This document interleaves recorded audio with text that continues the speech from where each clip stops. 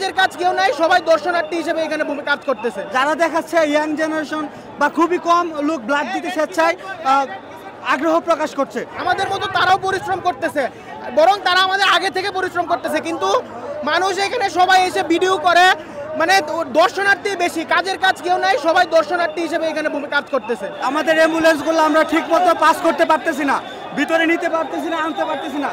তারপরে আমাদের অভিযান কার্যে সবচেয়ে বড় অসুবিধা হচ্ছে, তারপরে আপনি যদি ক্যামেরা মুভ করেন এত এত জনতা, বাট ব্লাডের জন্য আমরা চিল্লায় মনে হচ্ছে আমাদের মুখ দিয়ে ব্লাড বের হচ্ছে, কিন্তু তারা মানে খুবই কম যারা দেখাচ্ছে ইয়াং জেনারেশন বা খুবই কম লোক ব্লাড দিতে স্বেচ্ছায় আগ্রহ প্রকাশ করছে।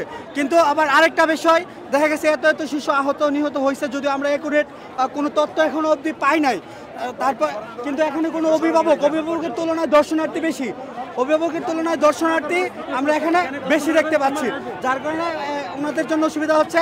এবং আমাদের এখন সকলের উচিত এই জায়গাটা ত্যাগ করা উচিত।